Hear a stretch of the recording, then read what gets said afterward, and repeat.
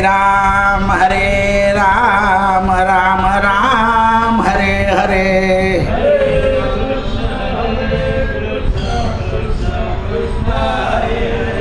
हरे राम राम राम हरे हरे। हरे कृष्ण कृष्ण कृष्ण हरे राम।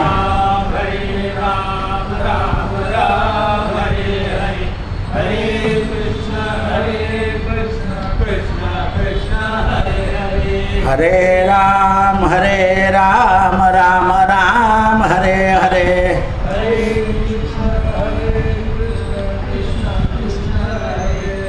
हरे राम राम राम हरे हरे। गोपाल कृष्ण भगवान गणनाथ सरस्वती रवि शुक्र बृहस्पति पंचेतान् सस्मरे। विनायकं गुरुं भानु ब्रह्मा विष्णु महेश्वरान् सरस्वती प्रणदादौ। पितृदेव आचार्य देव भव अतिथि देव भव। सर्वेभ्यो देवेभ्यो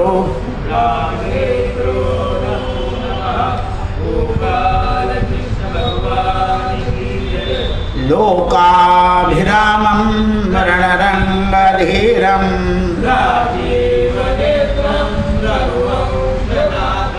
कारुण्यरूपं करुणाकरन्तं मनोजवं मारुततुल्यवेगं वातात्मजं वानरयूथमुख्यं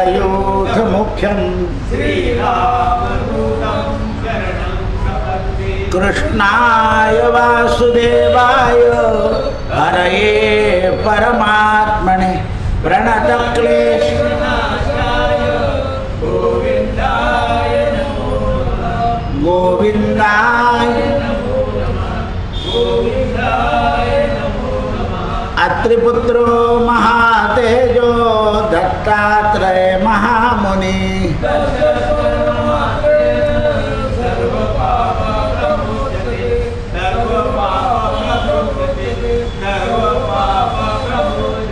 वाराणस्यां भैरवदेव संसार भयनाशनम् अनेक जन्म कृतं पापं दर्शनेन विनश्यन्ति दर्शनेन विनश्यन्ति दर्शनेन। वाराणस्यां भैरवदेव संसार भयनाशनम् अनेक जन्म कृतं पापं दर्शनेन विनश्यन्ति दर्शनेन विनश्यन्ति दर्शनेन। श्री राम जय जय राम। श्री राम जय जय राम। श्री राम जय जय राम। श्री राम जय जय राम। राजाधिराज रामचंद्र भगवान पवन सुत हनुमान उमापति महादेव। नमः पार्वती पतये हर हर महादेव। सीताकांत स्मरण जय जय राम जय जय रघुवीर। श्री गणेशाय नमः। श्री सरस्वत्यै नमः। श्री गुरुभ्यो नमो नमः। निवृत्ती ज्ञानदेव सोपान मुक्ताबाई एकनाथ नामदेव तुकाराम।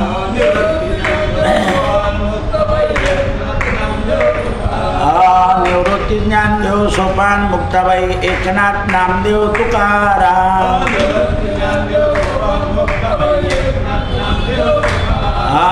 एकनाथ नामदेव तुकाराम एकनाथ नामदेव तुकाराम।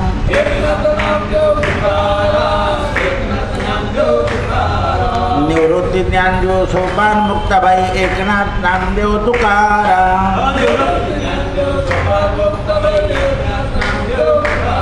मंडली वरदा हरी विठ्ठल श्री ज्ञानदेव तुका गोपाल कृष्ण भगवान. आज भक्तमाल ग्रंथामध्ये हरिदासजी नावाच्या राजाचं चरित्र आहे. राजे असून भगवत भक्त झाले आहे. जसं भागवतामध्ये प्रल्हादजी, शिवजी, दधीचीजी आणि बलिराजा, तसे हे भगवत भक्त भागवताप्रमाणे झाले. हरिदासजी यांचे गुण आपण ऐकल्यानंतर आपल्याला कळेल की या गुणामध्ये विशेषता काय आहे. भक्तमाल ग्रंथाचे टीकाकार प्रियदासजी यांनी आणि नाभाजी यांनी हरिदासांना जगदेवजी समान सन्मान दिला आहे.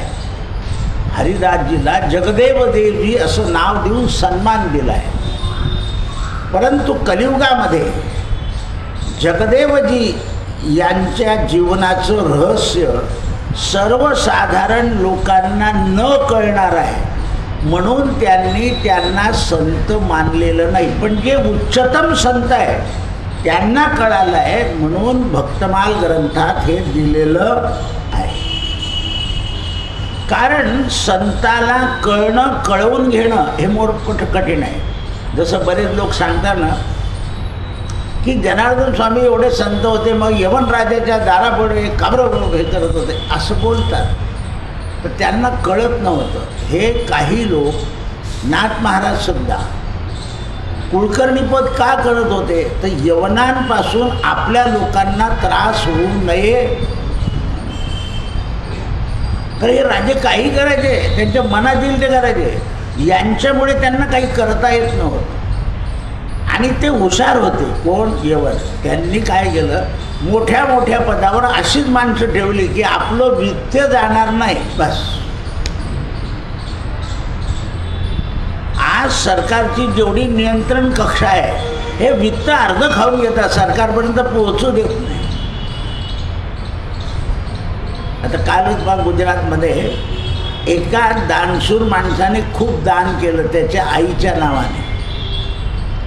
त्याने श्राद्ध केलं नाही, पण त्याच्या गावाचे 380 शेतकरी कर्जयुक्त होते, ते त्रासून गेलेले होते.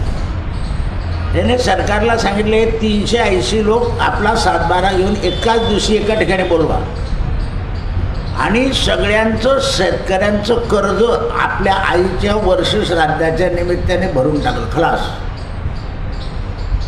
ते आता सगळं गाव एवढं आनंदित होतं काल की काही त्याला पारावार नाही. 90 लक्ष कर्ज होतं ते. त्याने एका दिवशी सरकारच्या छातड्यावर ते 89 लाख रुपये. आता त्यांच्या घरी देवदिवाळी किती जोरात झाली, काल देवदिवाळी होती, किती जोरात झाली असेल. आता बघा, तुम्हाला असे संशय येताना आपली देवदिवाळी मार्गशीर्ष शुद्ध प्रतिपदेला असते, खंडोबाचं नवरात्र. काशीला शंकराच्या नावाने देवदिवाळी काल झाली त्रिपुराला, म्हणून तिकडे दीपोत्सव होते. आता आपले लोक म्हणे आपल्याकडे दिवाळी, आपली दिवाळी माघ शुद्ध प्रतिपदा, देवदिवाळी म्हणतो आपण त्याला. हा असे फरक आहे या महाराष्ट्रात आणि इकडे. आपण काय करतो, खातो इकडचं आणि ऐकतो, हां, घरचा बाप सोडून द्यायचा आणि मानलेला बाप, घरची बहीण सोडून द्यायची, मानलेली बहीण. तू मानलेली सासू मान, बाई कानात दिली. हे लक्षात आलं पाहिजे. त्या औरंगाबादजवळ एक गाव आहे 400 लोकांचं. तिथला एक मनुष्य मुंबईला खूप श्रीमंत आहे. तो त्याने गावावर येऊन बऱ्याच सुविधा करून पाहिल्या. त्याच्या डोक्यात असं आलं की यांना वीज मुक्त करावं, म्हणून सोलर बसवलं आहे संपूर्ण गावाला आणि ते शेतीच्या पाण्याला सुद्धा एवढं मोठं बसवलं आणि सगळ्यांना वीज मुक्त करून टाकलं आहे. 1000 युनिटपर्यंत तुम्ही वापरू शकता, इतकी त्याची कॅपॅसिटी करून नाही. आज शेतकरी किती खुश झाला, त्याला जर वीज फुकट मिळाली तर उत्पन्न वाढून जाईल. मग दानाचा असा उपयोग केला पाहिजे. शिर्डीला दिलं, 400 कर्मचारी धन चोरताना सापडले. काय उपयोग आहे त्या धनाचा?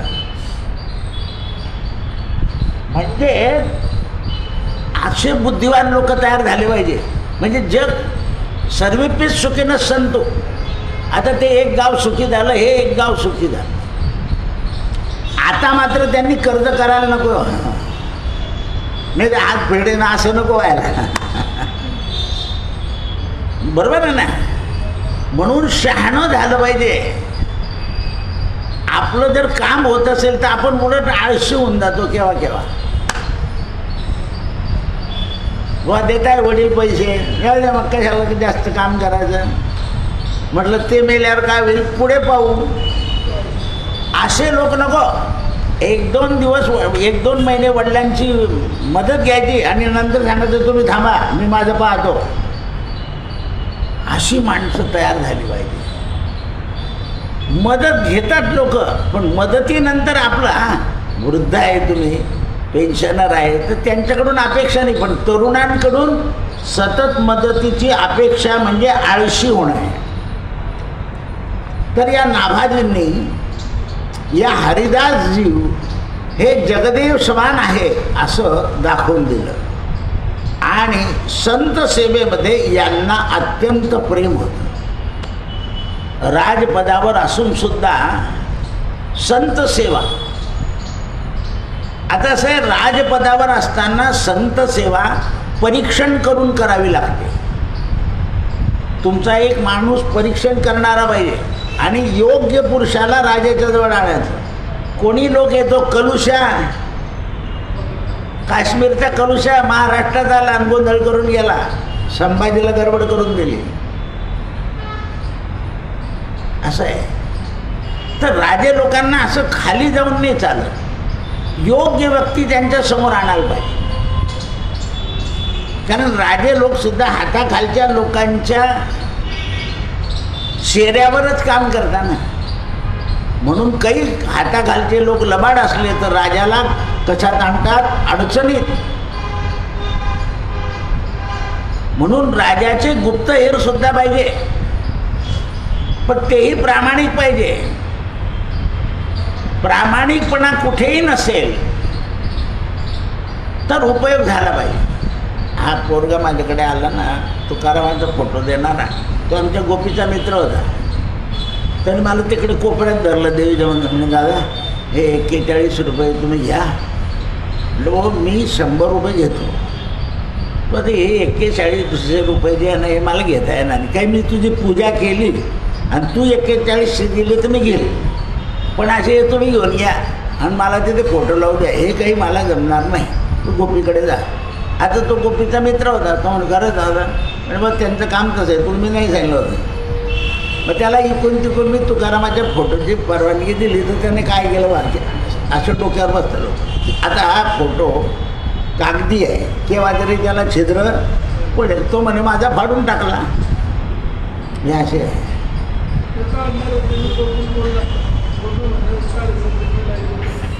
बरोबर आहे का नाही? म्हणजे अशी लालूच दाखवता लोक. त्याला वाटलं हे पैसे घेत म्हणजे काय गोपीकडे. गोपील म्हटलं त्याला पावती दे. हे असे जे लोक असतात ना हे मुद्दाम करतात. आणि माणसाला एकदा असं काही सवय लागली की मग ती पंचायत होऊन जाते. हां तुझी पूजा केल्यावर तू 11,000 दे ना, 51,000 दे, कोण नाही लाख रुपये द्यायचा पूजा केल्यावर. असं नाही आहे. काही केल्या का तुम्ही म्हण नाही मग काय जगाल. हे लक्षात ठेवलं पाहिजे. कारण लोक मुद्दाम आपला हेतू साध्य करण्याकरता आपल्याला गडबडीत टाकतात. तर सावधान राहिलं पाहिजे. म्हणून त्यावेळेस जगदेव हे संतांनी दिलेलं नाव होतं. ते पहिल्यांदा हरिदास होते. या जगदेवांनी एका नटीचं गाणं ऐकलं. चरित्र मोठं कठीण आहे. आणि ऐकल्यानंतर तिच्या त्या स्वरूपाला आणि तिच्या गाण्याला त्यांना मोह होऊन गेला. म्हणून राजे लोकांनी लोकांच्या करमणुकीकरता नट आणि नटी बोलवायचे असते. उद्घाटन करायचं तिथून निघून जायचं असतं, तिथे बसायचं नसतं. नाही, त्यांना नियम आहे. पण तिला तिच्या कामाला बक्षीस देण्याकरता काहीच त्यांना दिसेना इतकं तिचं कार्य उत्तम होतं. आता हे संतच मुळात राजे संत त्या नटीला सांगितलं की तुला द्यायला मला आता कोणती वस्तूच अशी वाटत नाही की योग्य आहे, मग मी माझं मस्तक तुला दिलंय एवढं लक्षात ठेव. आता हे तर विचित्र काम आहे ना. ही नटी आटकून गेली, पण त्या नटीच्या मनावर परिणाम झाला. ज्या अर्थी हे संत आहे आणि ते पालखं मारलं, ते वास घसत त्याचा वास येतोय, देवतेला पंथीला पालथी करून बस गेला सुद्धा.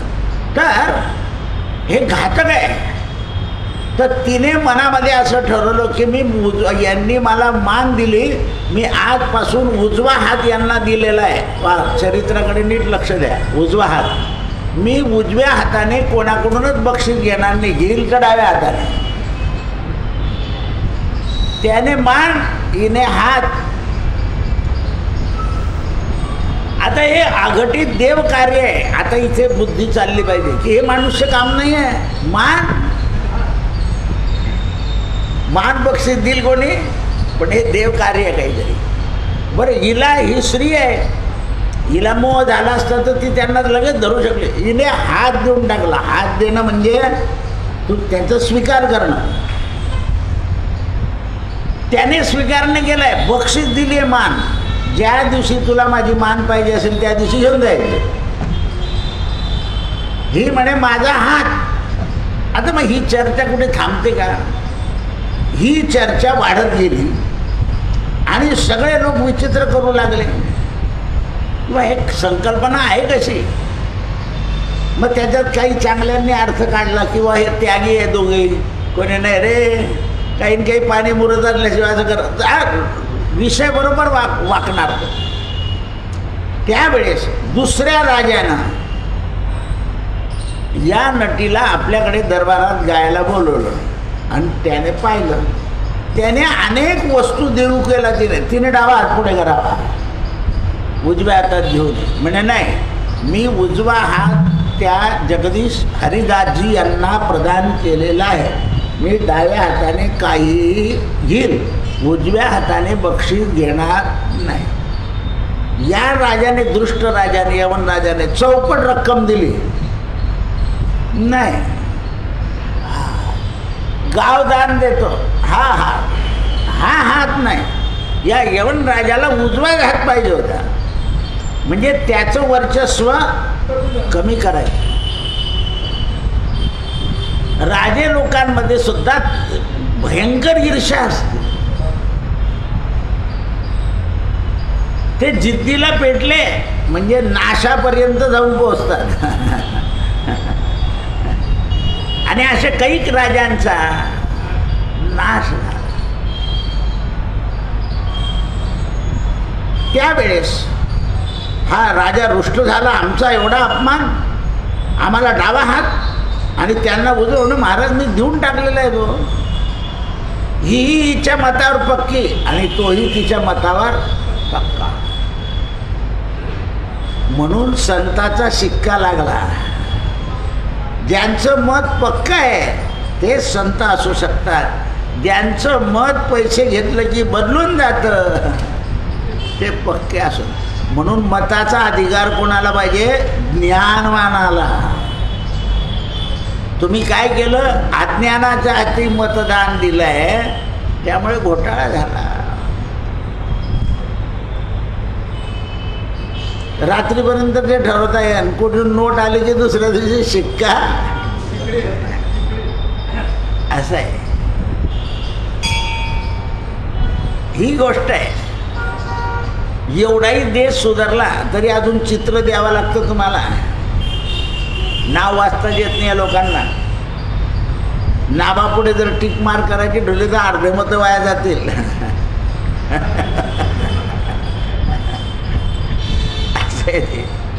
म्हणून त्यावेळेस आम्हाला डावा हात मी 10 गुणा देतो, उजवा हात कर. राजाला नटीनं सांगितलं, महाराज तुम्ही आता ती गोष्ट काढून नका, काही झालं तरी ते होणार नाही. म्हणाले मग जा त्या राजाजवळ शिर मागून ये. ती गेली, म्हणे माझं बक्षीस द्या. मी उजवा हात कोणाला दिलेला नाही, तुम्हाला दिलेला होता. त्या राजाने मान कापली आणि हिने ते धड जे होतं ते सुरक्षित ठिकाणी ठेवायला सांगितलं आणि मान घेऊन त्या राजाकडे गेली. आता काय देतो म्हणे मला. त्याने मान मला दिली आहे, मी हात त्याला दिलाय, बोल.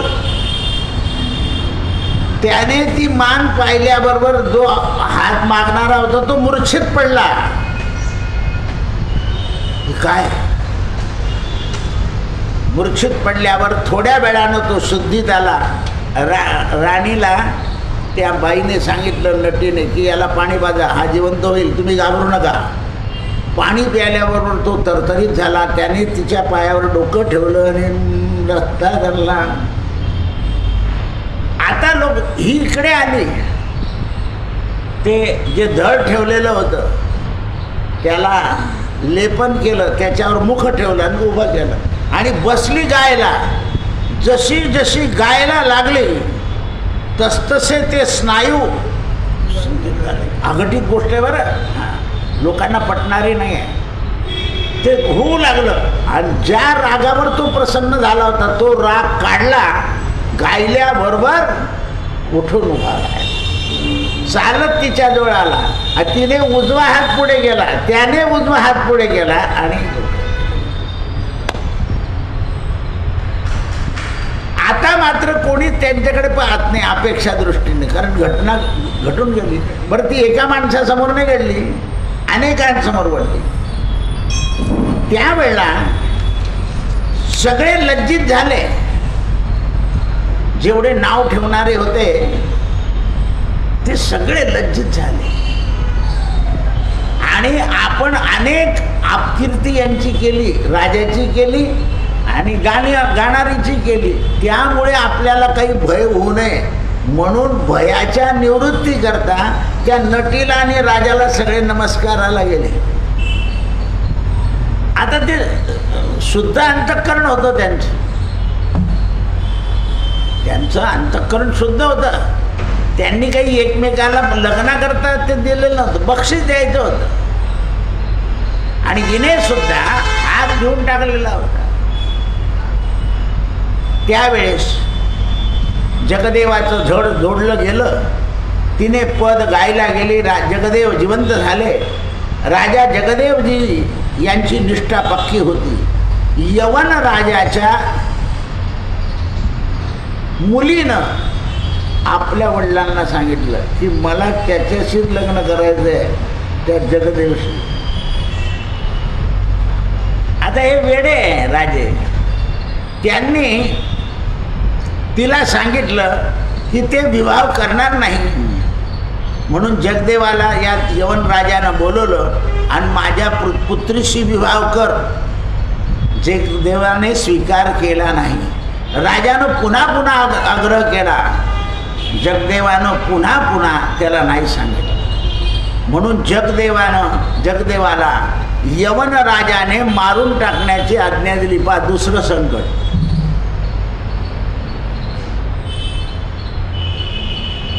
काय बडादेव, कारण हे दृष्ट यांचं कामच ते. आज्ञा दिली मारणारे राजकन्या म्हणाली त्याला मारू नका, मारणं हा धर्म नाही, कारण त्याचं माझ्यावर काय आहे, माझं त्याच्यावर काय आहे, प्रेम आहे, आणि तुम्ही माझे प्रेमी माणसाला मानता, माझ्या बापाला मारून टाका म्हणे. हा ते जातच तशी आहे ती.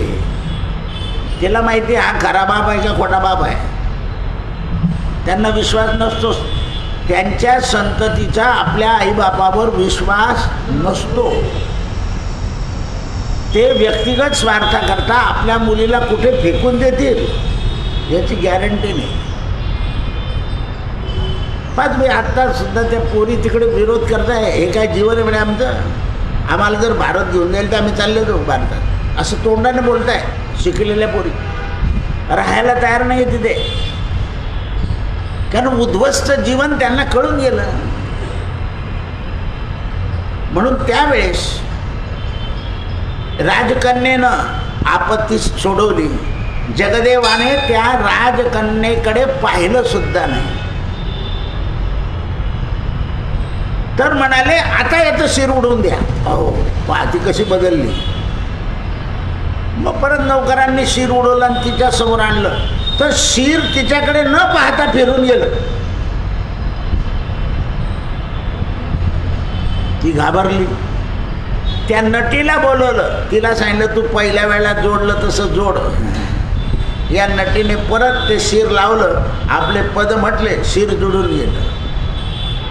राजपुत्री धर्मनिष्ठ झाली सनातन धर्माची, आणि तिने राजाच्या कुळाचा त्याग केला आणि यती रूप धारण करून वृंदावनात निघून गेली.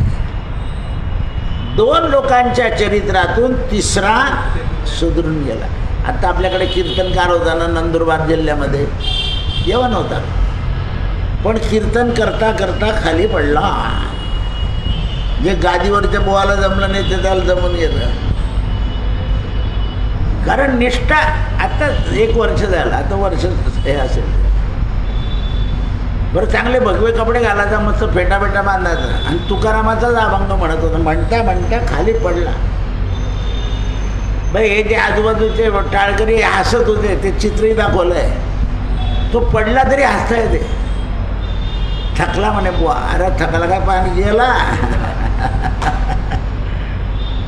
म्हणून ही जी माणसं असतात ना, ही तेवढ्यापुरती संत असतात, ते दाखवतात ते फक्त, त्यांच्या आतून वृत्ती बदललेली नसते. आणि असं काही आलाप देता की बिलकुल गल्लीतले लोक जागे झाले पाहिजे. यांना चांगला अनुभव आहे, यांचं घर समोरच आहे, काही तथ्य नसतं त्याच्यात. नुसताच्या अभिमानाने म्हणे कीर्तन करू ना असं बोलून निघून जातं रात्री. असं आणि प्रमाण देताना जेथे कीर्तन करावे तेथे अन्न न सेवावे. प्रमाणासारखं वागलं पाहिजे. मिळालं त्याची जास्ती स्तुती करायची नाही, आणि नाही मिळालं त्याची निंदा, कारण कलियुगात असंच वागलं पाहिजे. प्रत्येक युगामध्ये सारखं नाही वागताय. कोणी दिलं देवाला जेवून घ्यायचं, अन्नाची निंदा करायची नाही. म्हणून टीकाकारांनी जगदेवजी यांच्या निष्ठेचं विस्तारानं वर्णन केलं आहे. कारण हे साधू संतांची सेवा करायचे, म्हणून साधू संतांच्या सेवेच्या निष्ठेनं यांच्यावर जे जे विघ्न आले ते पार पडले. आणि ती जी गाणारी होती ती सुद्धा संत सेवेपुढे निःशुल्क गायची. संतांनी जर बोलवलं तर तिथे निःशुल्क घ्यायची, काहीच घ्यायची. त्यामुळे तिचा जरी गाण्याचा उद्योग होता तरी तो संत कृपेनं दोष निघून गेले. दोष पळती रानो. आपलं तर अजिंठ्यापर्यंत बी जात नाही दोष, इकडे सातपुड्यापर्यंत बी जात नाही. मध्येच मनोदेवी म्हणते येऊ नको, थांबते. दोष पळती रानो रान. गाणारी नव्हती ती, पण संत सेवेमुळे तिला निर्माण होणारे दोष त्याचं परिमार्जन होत होतं. कारण चुका माणसाच्या आयुष्यात होता, पण त्याचं परिमार्जन झालं पाहिजे. संत सेवेबद्दल त्यांच्या मनात कपट नव्हता, दोघांच्या मनामध्ये.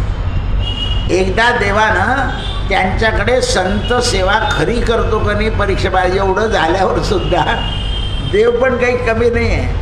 आपल्या भक्ताचा उदो उदो अजून झाला नाही म्हणून देव स्वतः एक बालक संताचं रूप घेऊन आले. यांच्या घरी संत येऊन राहायचे, ते बालक रूपात संत आले. यांच्या मुलांमध्ये खेळायचे, यांच्या मुलांमध्ये झोपायचे. तर यांना देवाने फसवणं, देवाला फसवायचं होतं. पण तरी हे हरिदासजी जगदेव हे देवाकडून सुद्धा फसले नाही. नटीने फसवलं, यवनराजाने फसवलं, आता देव फसवणार त्यांना की आता तरी फसेला. म्हणून बाल रूपामध्ये हा कशी सेवा करेल आपली.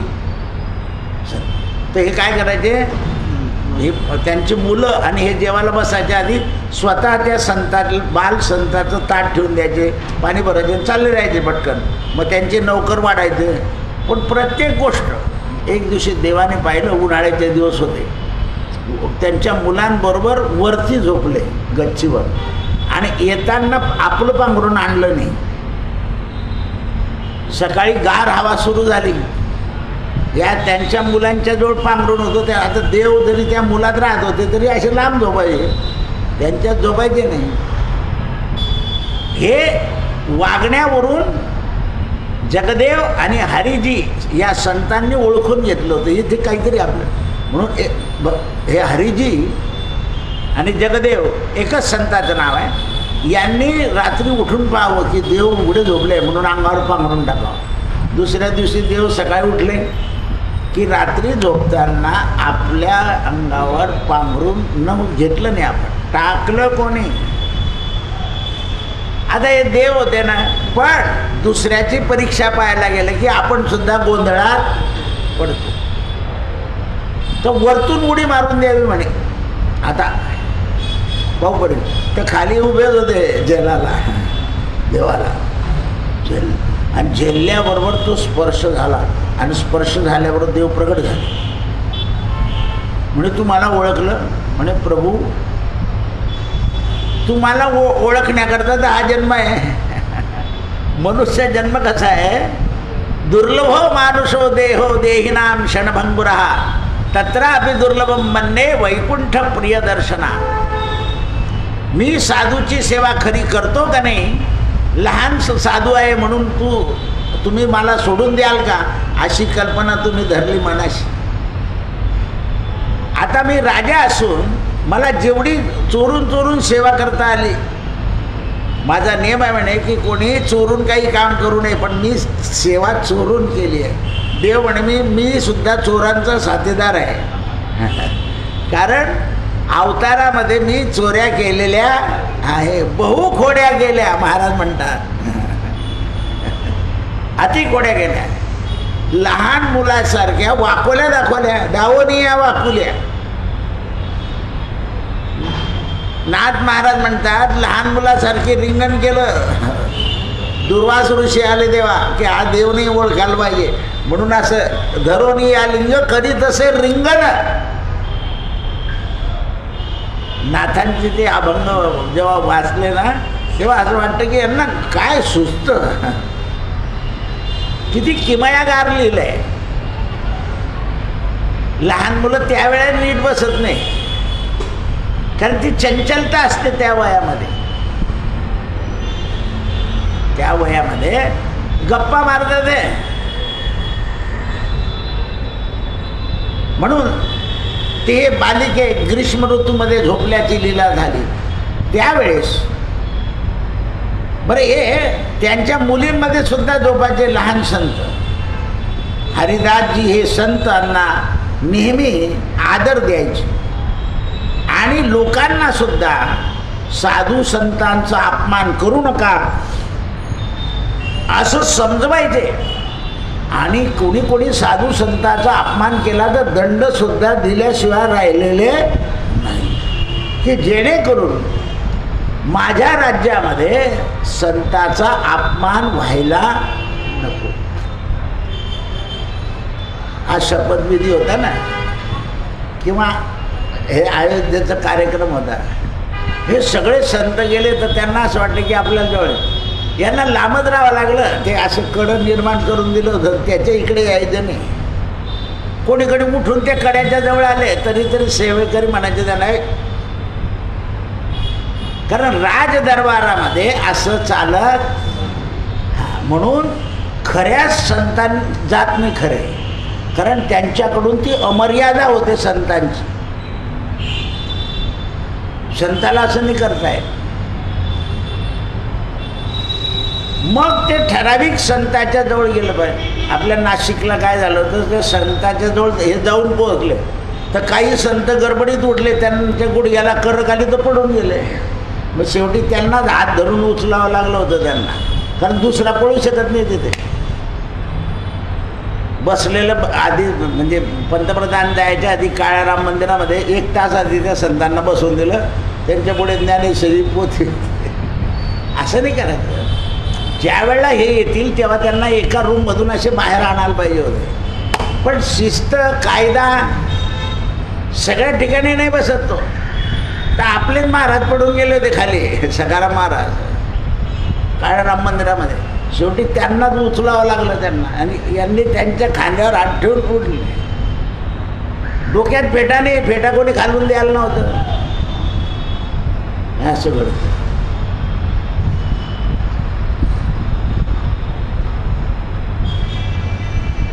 असं घडतं. म्हणून संतांना असं कुठे नेऊ नये, संतांच्या जवळ जायचं, संतांना कुठे न्यायचं नसतं. हे पीठ कापणे बिपणे संतांचं काम नाही, फक्त आशीर्वाद देणे. तुम्ही काही कापा, काप संत कापतील कशाला? कापाचं काम नाही करत. काप नाही ताप नाही. उलट हे गेले की पाप ताप दैन्य जाय उठा उठी, म्हणून होता भेटी हरिदासाची. सगळं निघून जातं हे संत गेल्यावर. म्हणून शिवाजी राजाच्या राज्याभिषेकाला समर्थ रामदास स्वामी गेलेले नाहीत. कारण आहे त्याला, अभिषेक झाल्यावर ये इकडे, हे जायचं नसतं.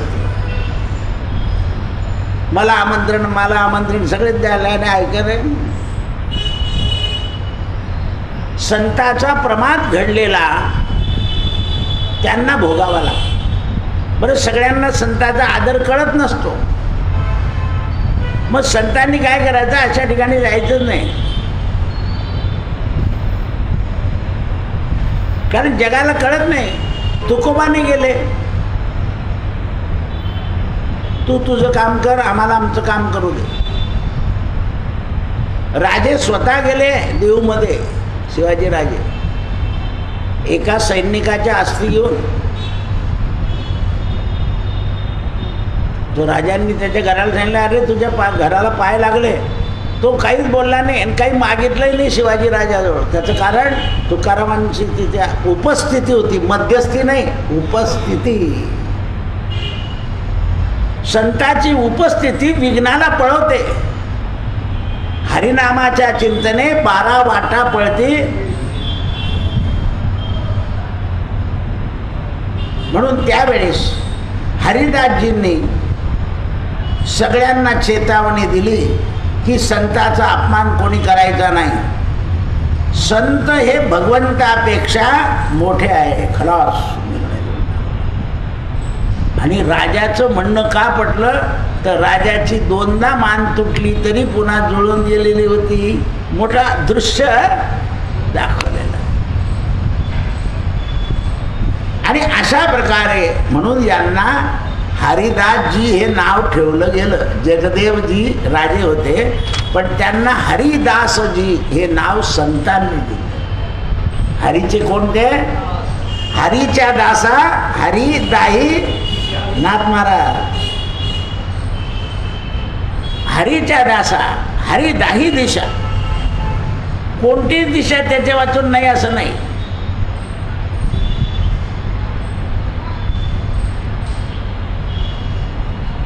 शंकराला देवळातही मन लागतं, स्मशानातही मन लागतं. मग स्मशानातलं शंकराचं मंदिर अपवित्र आहे का? आणि मग मंदिरात असलेलं मंदिर अपवित्र करायचं आहे का? 12 ज्योतिर्लिंग आहे, एकाच ज्योतिर्लिंगाच्या ठिकाणी त्यांना चिता बसवा लागतं ना, का सगळ्या ठिकाणी लागतं? एकाच ठिकाणी. म्हणून का आपण भांड्यांची राख आणून महादेवाला सोडायची का? जिथे चिता बसणं रोज लागतं तिथे. कुठे वाहिलं जातं रोज? उज्जैन, इतर ठिकाणी. कारण तिथली घटना तशी आहे. 4 स्मशान आहे त्या गावाला. तांत्रिक मांत्रिक हे सगळे तिथेच आहे.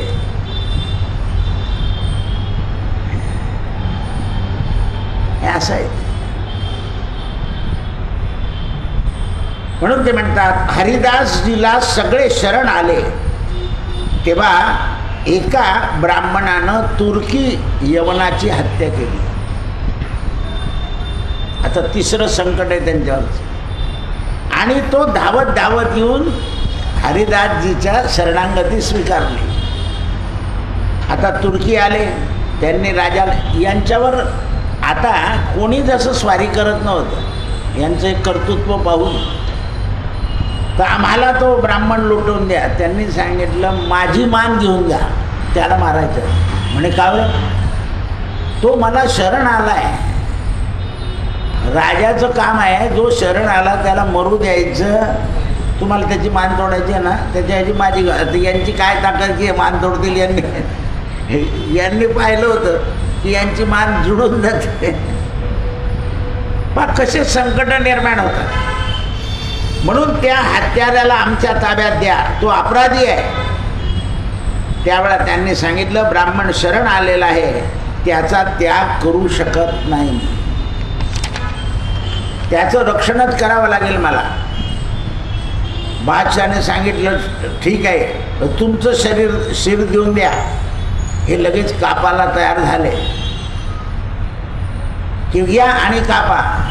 तर त्यावेळेला बादशाहचे लोक कापाला आल्याबरोबर त्यांच्यासमोर एक विद्रूप रूप, हा पळाला, दुसरा आला तो पळाला, तिसरा, सगळे सेवेकरी ते विद्रूप रूप पाहून पळून गेले. राजाला सांगितलं. राजाने 2 गुप्तचर पाठवले हरिदासाची परीक्षा घेण्याकरता. समोर गेल्याबरोबर बेशुद्ध झाले. म्हणे मग त्याचं शिर केपत नाही तर दुसरं मांस आणा त्याचं. हे दृष्ट लोक दृष्टच असतात. जसे जसे समोर येऊ लागले लोक तसे हरिदासजी ध्यान मंत्र झाले आणि मंत्र म्हणायला लागले. तेवढ्या वेळामध्ये राजा स्वतः आला आणि राजा ध्यानामध्ये असलेल्या या हरिदासांना मारणार.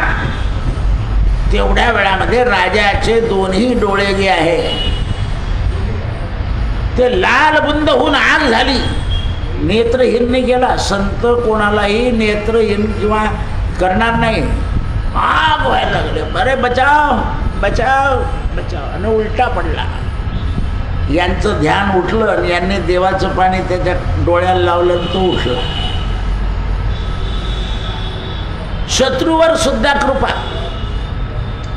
अशा या प्रभावशाली हरिदासांचं बादशाहानं मोठ्या श्रद्धेनं आणि त्यांनाच त्यांचा इतिहास विचारला की हा सगळा इतिहास तुम्ही कसा मिळवला, काय घडलं. ते म्हणाले मी माझ्या राज्यामध्ये येणाऱ्या संतांची सेवा करतो. तुम्हाला हे वैभव पाहिजे असेल तर तुमच्या राज्यात तुमच्या फकीरांची व्यवस्था करत जा.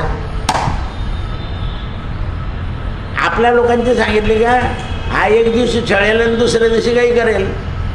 त्यांना त्यांची सांगितलं तो यवन राजा परत गेला आणि त्याने आपल्या राज्यामध्ये आलेल्या फकीरांना आणून सगळे फकीर या राजाला येऊन भेटायला लागले की खूप तुम्ही चांगला मार्ग दाखवला, आम्हाला तात्पुरतं महत्त्व असतं. हरिओम हरिओम हरिओम. आम्हाला तात्पुरतं महत्त्व असतं. म्हणाले या नियमाप्रमाणे धर्मशील सगळे व्हा. जगदेव हरिदासजींनी त्यांना सांगितलं की धर्मशील व्हा आणि तुम्ही सुद्धा फकीर त्यागरूप व्हा. कारण राजे आणि प्रजा हे भोगरूप राहते. आपण त्यांना योग्य वेळी भोगाचा त्याग करायला शिकवावा. सतत त्याग संसारी माणसाला करता येत नाही. त्याला आपलं सगळं ताट देता नाही येत, त्याच्यातली अर्धी भाकरी देता येते, मग तो तेवढाच त्याग त्याचा महत्त्वाचा. आता तो हिऱ्याचा व्यापारी होता म्हणून तो एवढं करू शकला. आपण आपल्या भावाचं कर्ज मुक्त केलं तरी पण आपण त्याचं ओढून घेतो बांधावरून. असं आहे ते. बंधू त्यालाच म्हणतात जो बंधनातून मुक्त करतो तो बंधू. अशा प्रकारे हे सगळे राजपूत घराण्याचे दृष्टांत सांगितले आणि शेवटी या हरिदासजींनी पाहिलं या जगात आपण आता राहिलो तर असे संकट निर्माण होते. म्हणून संतांना आशीर्वाद मागितला, देवाला नाही.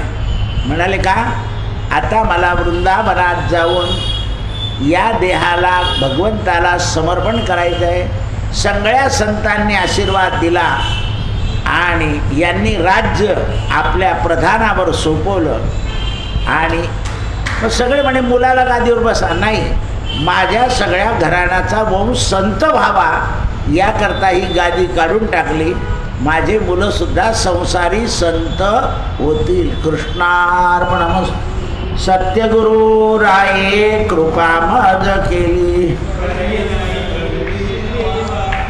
सापडवले माटे दाता गंगा स्नाना.